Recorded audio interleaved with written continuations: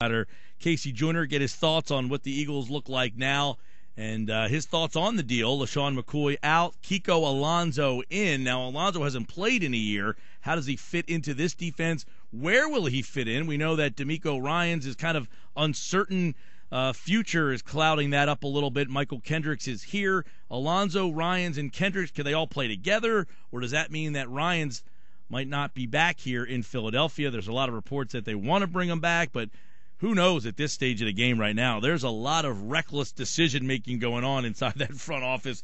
KC Joyner joins us now to discuss the Eagles, who have probably been one of the more surprising teams in this week leading up to free agency, KC. And I'll ask you right off the bat on this LeSean McCoy deal, on what side, player-wise, got the better end of the deal? A lot of people seem to like what Philadelphia did for financial reasons, but do you think that they got themselves enough for LeSean McCoy? Yeah, actually, I do think they got themselves enough.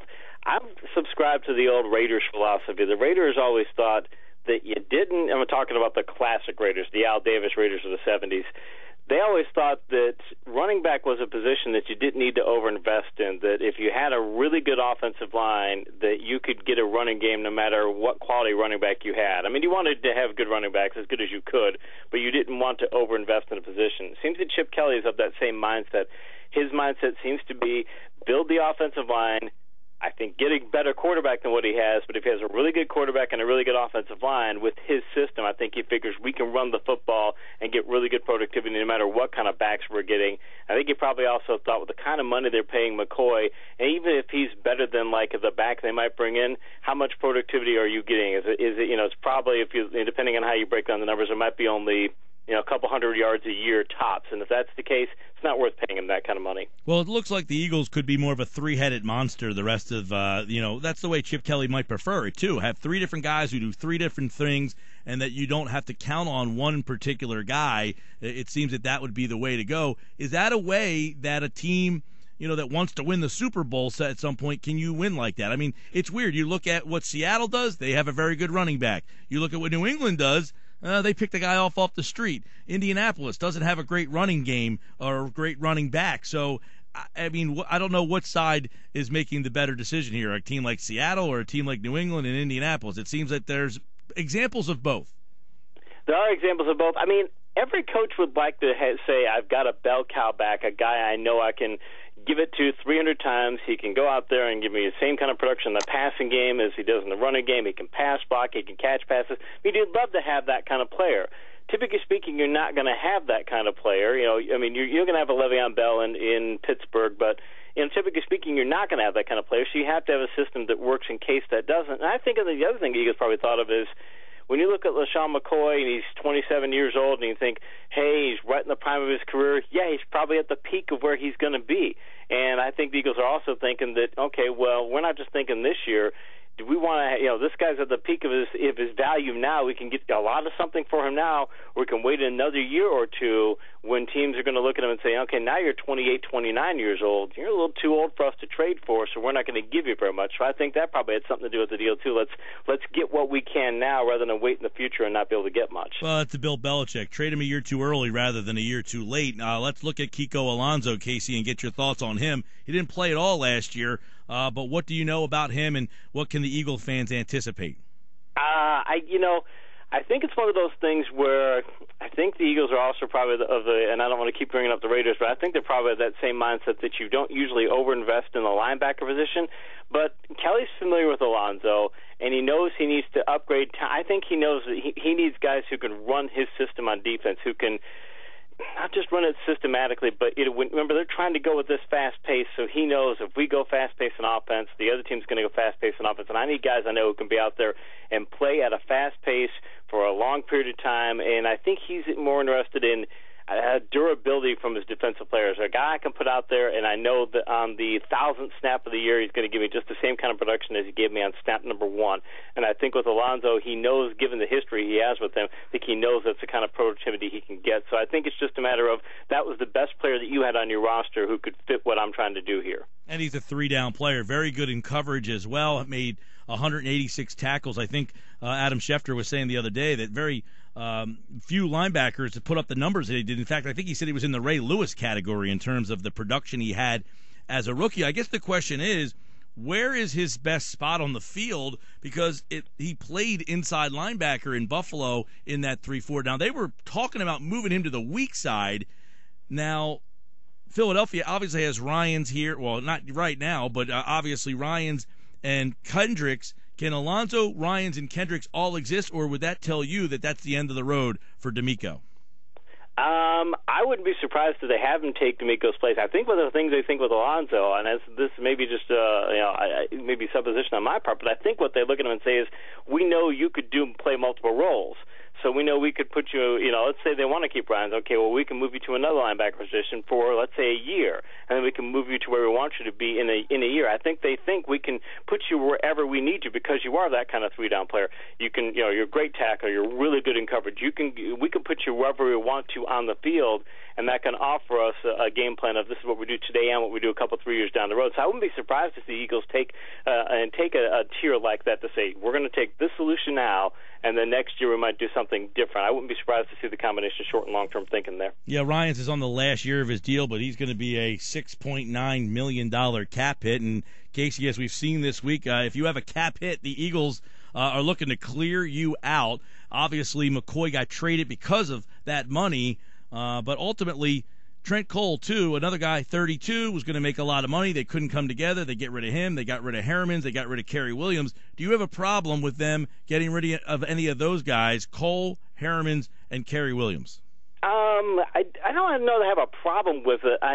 Seeing Hermans go is a bit of an issue in that you want to have that kind of leadership in your locker room. One of the things you don't want to have is, typically speaking, you don't want to just clear your locker room out of all your veteran players and bring all young players in there. You can do that, but typically speaking, you want to have some veterans who are going to be able to offer that kind of leadership that you can only get from a veteran. I mean, I look at Hermans and, yeah, he's banged up, he's in his 10th year and all, but he's one of those guys who you put him on an offensive line, he tends to make the entire offensive line better. There's a certain toughness that he seems to bring to the whole offensive line, and I like seeing the Eagles manage their cap this way, but I just want to, my concern on them is just making sure that I've got enough good leadership in the locker room, enough veteran leadership in the locker room, because I think you might be getting to the point where you're getting rid of too many people if you're paying that much attention to the cap. Well, they got plenty of cap room. There's some free agents out there that are intriguing. We've talked about Maxwell the last couple times we've spoke here, but right now with the free agents that are available, do you think that he would be the best fit? Do you like a guy like Devin McCourty a little bit better, or is there somebody else that you think fits this team better? Because they're going to be able to basically go out and handpick the guy they want, you would assume, with the money they have. I think McCourty would be the best player they could get. I think he's going to cost the King's ransom to bring in. McCourty's the sort of guy, I did an analysis for ESPN's Insider section. I looked at all it was me and Matt Williamson. We looked at all the teams and projected 3 free agents that they might go for. And I looked at some teams for McCourty, and the thing is that he's played safety. He does great there. You can take him and put him at corner. So if you've got a team that, say, go into a 4-wide receiver set and you want to say, okay, well, I'm going to bring, or maybe a 5-wide receiver set, you can move him straight up as corner because, heck, he was drafted as a corner. He's fantastic in coverage. He's a really heady player. He'd be the type of guy that would be a difference maker because how many times have we seen over the years that the Eagles have, I've had secondary play the last few years where the mistakes in a deep secondary with safety is what kills them. And I think that if they bring in a guy like McCourty, they eliminate a ton of those mistakes. Having said that, I don't know that they're going to spend the kind of money it would take to bring him in. But if I'm looking at their roster and saying that's probably the direction I'd want to go in. Let's talk about some possibilities or hypotheticals here. It's KC Joyner, ESPN.com's NFL Insider. Jeremy Maclin. A lot of people thought it would be a no-brainer. He's still not signed, not looking as good as the days go on here. Who's a better fit in the Chip Kelly offense? A guy like Maclin, or do you like a guy like Randall Cobb? They're probably the 2 highest wide receivers available right now. If you're Chip Kelly, do you like Maclin, or do you think he has his eye maybe on a guy like Cobb as a better fit? It depends what he wants to do with Jordan Matthews because he had Matthews playing the slot this past year and things. So if he's willing to move Matthews to the outside, then Cobb's your guy because Cobb's going to be a slot receiver. It's the biggest. That's what he does most. I mean, he can do a lot of different things, but I think Kelly still wants big wide receivers. So I'm looking at both those guys and going, neither of them are really the sizable guys. I don't know they're going to be big in blocking. So he's got to get some downfield threats in there. And both those guys can serve that role, but I'm still looking at that and going, maybe he's looking at these two saying neither of these two are guys who are going to fit what I want from that perspective. So it might be that the Eagles pass up any of the smallish wide receivers and invest their money in size, because I think that's what Kelly's probably looking for. Yeah, and I said that earlier that Cobb's only 5'10", and that kind of goes against what he does, what Chip Kelly has kind of looked for. But you wonder if Jeremy Maclin gets a better offer out there, what happens then? I mean, if there are other guys on this free agent market, it seemed like when the two guys signed their franchise tags, that kind of shrunk the pot a little bit. They would be in big-time trouble if they let Maclin walk, if that's the case. If they let Maclin walk and they don't kick Cobb, then you have to ask who's the vertical threat, because they have to have a vertical threat. And the thing is, hey, if the Kelly offense is working, he's got the running game going, he's got the offensive line, he's got a good running game going, great, you're going to be able to get vertical shots no matter who you put at wide receiver. But I just don't think that in today's day and age in the NFL, when you've got, because we're getting into, looks like we could be in a golden age of wide receivers after the draft class that came in last year and what we've got coming in this year too, I think you're going to have a top-end vertical threat. And if you don't have Cobb and you don't have Maclin, Torrey Smith's out there, but he's just a straight-line vertical threat. Maybe he fits what the Eagles want to do. I'm not so sure. But you look at some of the other guys in free agency: Michael Crabtree, Kenny Britt, Cecil Shorts, Brian Hartline, Eddie Royal. Not looking at any of those guys going, these are vertical threats you can count on. So I kind of think the Eagles should keep Maclin, but if they don't, they better get either Cobb, Maclin, or Smith, or their vertical game might be in bad shape unless they get somebody in the draft who can come in year one. What do you think of Jordan Matthews? I think that's an interesting point you bring up, because they did play him in the slot last year, and he excelled in that spot, but is that a spot they want to, a second-round guy? Do they want to keep him in the slot? His size would kind of suggest that they would want to move him, and he was asked about moving him last year, and Kelly said, well, we don't want to throw too many plays at him. We want to keep him, kind of basic for now, but you would anticipate, do you look at him down the road as an outside guy? He was one of the best receivers when I was grading tape last year of the prospects coming in, and just on a grading tape perspective, he's one of the best guys in that class. I mean, you remember how deep that class is too, and he was one of the best wide receivers in the SEC. In fact, you could argue that he was the best wide receiver in the SEC over the past 3 or 4 years, and that's, again, pretty deep class. He can play outside. He can be that kind of all-around threat. And I would hope that they would have those kind of plans for him to say that's who we want him to be. If they think, and this may change their whole mindset as far as what they want to do here. If they look at him and say, you're the guy who we think can be our vertical threat, we think you can be the number one guy and can do all those things that Maclin can do, that may make them say, Maclin, you're gone. He's going to be our number one guy, and now we're just looking for a slot receiver, which is a heck of a lot different than looking for the vertical threat. Because if they think Matthews can do it, yeah, go ahead and let Maclin go, and then develop your other guys. Obviously this team is going to need some help in that secondary. We talked about Maxwell and McCourty there. They let go of Kerry Williams. Fletcher will probably be gone. They don't have another safety. Obviously, they got a lot of money to spend, but if you get one of those guys, McCourty or Maxwell, are you going to be able to get this thing fixed via the draft? I mean, do you want to draft 2 corners in the draft, or do you think they have to sign a free agent corner? I think they have to send somebody in free agency as well. I mean, you can get you can make impacts in the draft. I mean, you can look at a number of times in NFL history, like you go back to the 1981 NFL draft. Again, kind of dating myself there, but the San Francisco 49ers rebuilt their entire Super Bowl winning secondary. It ended up being a Super Bowl winning secondary. They rebuilt it through the draft, all 4 guys. I mean, they changed the entire secondary. So it can be done, and you can develop it. And if Kelly's offensive system is working, then he's putting the other team into a lot of very predictable situations, and then you can tell your defense, hey, you can play for picks. And it makes it a lot easier if you know what the other team's doing, you're dictating pace to them. So I think you can do it. But the thing is, the cornerback class and the safety class this year is so deep with quality players. I'm talking about the free agent class. There's so many good players out there. I've seen other seasons where you just maybe the top couple of guys are good, but you're getting down to like guy 5 or 6, and you're talking not very good. I mean, you've got, you're talking maybe the, Buster Screen might be the 5th best cornerback in free agency this year, and he's actually pretty good. He did a heck of a job against Pittsburgh last year in 2 games. So, I mean, with this many guys out there, it's a rare opportunity when you've got cap space and you've got a lot of talented guys who can produce for you probably for more than just 1 year. They can produce for you for a couple, 3 years. So I think the wise move would be to solve part of the problem here and then go to the draft and say, okay, now we're going to try and solve the rest of the year, because you might be looking at getting Mariota in the draft too. Yeah, and we'll get to that in just a moment. I do want to look at some of the other free agents and get your take on how they would fit. How about Sue? Is he a 3-4 guy? I mean, I know he's been a 4-3, but do you think it's a waste of him in the 3-4?